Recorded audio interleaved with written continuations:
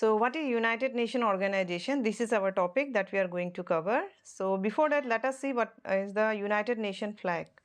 So this is the UNO flag that consists of official emblem of the organization. So this is the official emblem of the United Nations Organization. A circular world map is there. So this is the circular world map as seen from the North Pole, surrounded by a wreath of olive branches. So these are the olive branches, okay, and a wreath of olive branches and white centered on a light blue background. So this is the blue background and this is the official the emblem of organization, the flag of United Nations Organization. Now let us see what is United Nations Organization and what are the aim or objective of United Nations Organization. Okay, for short note also it may be there in the examination, so just try to understood this one, what is United Nations Organization. So the horror of World War II made the world leader realize the need for an international organization for peace.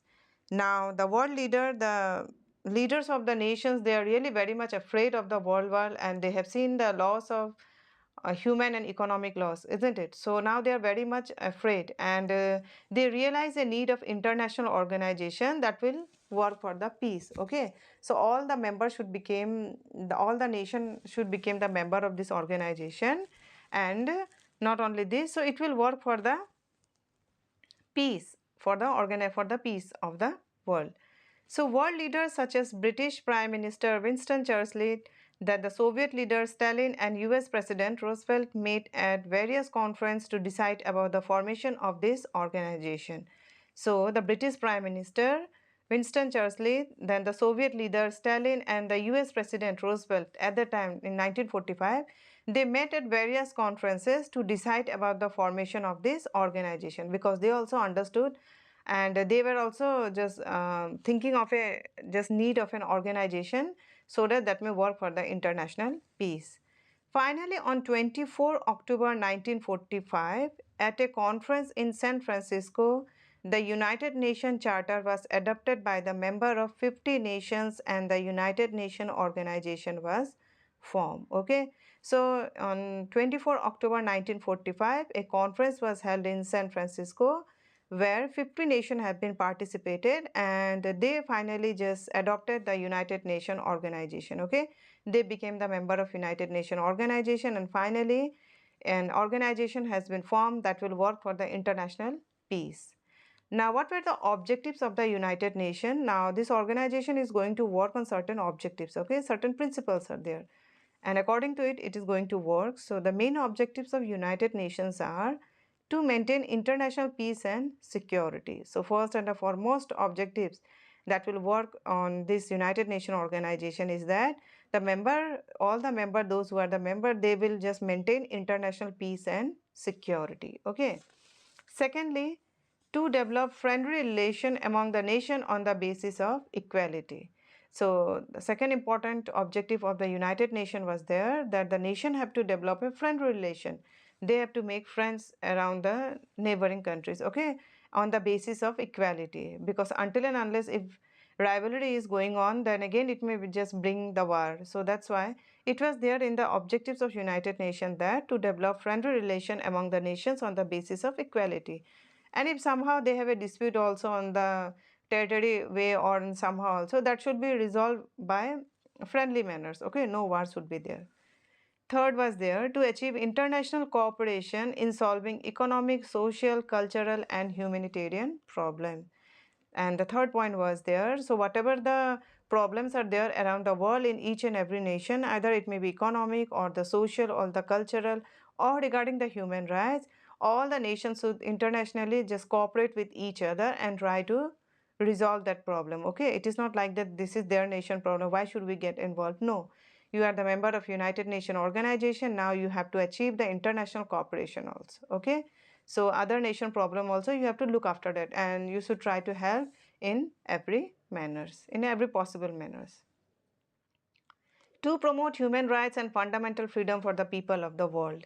Not only this, as we see in the Second World War, the genocide and the Holocaust was really very much an alarm for the human rights.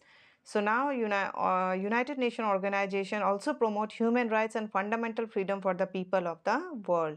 that the human rights of the people should be protected and they should be given the fundamental rights also for the all the people of the world. Okay, to act as a common platform for harmonizing the activities of various nations for the attainment of the objective of the United Nations.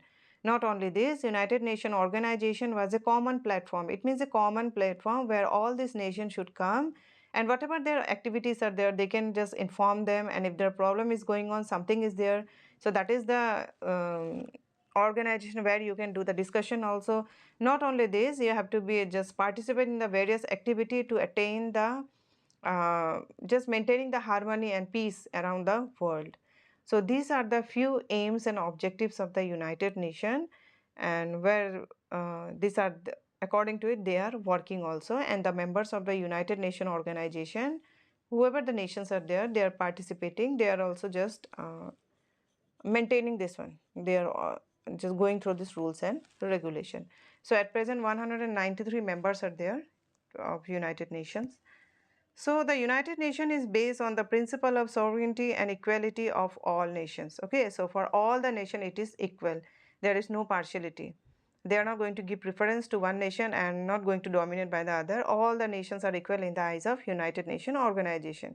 Okay, and the main aims of United Nations organization are to maintain peace and security in the world. First and foremost thing is to maintain the peace and then give security also to the nation in the world, to prevent future war and so that no war should be there, to solve international dispute peacefully, whatever the disputes are there, because since nations are there, their neighboring countries are also there, they might have faced some issue, isn't it? Maybe the territory, maybe the water issue or some other issue. So that need to be solved very peacefully, okay? No war should be there. And to promote international cooperation and to promote and to remain friends among the all the member of the nations, okay? So 24th October is celebrated every year as United Nations Day all over the world. Since it was the birthday, we can say, isn't it? 24 October 1945, United Nations was just formed on this day. So this day has been organized as United Nations Day. So these were the objectives of United Nations organization. It was a just a short answer question, you can say. What is United Nations organization? I have given you what was the how it became formed, the United Nations has been formed, what were the overview of these nations, and what were the objectives, how many nations have been participated, and how they are working. Moreover, the flag, the United Nations flag also I have shown you, that is the background is the blue color. So this much only. I hope this topic is clear to you. So let us meet with the next topic in the another video.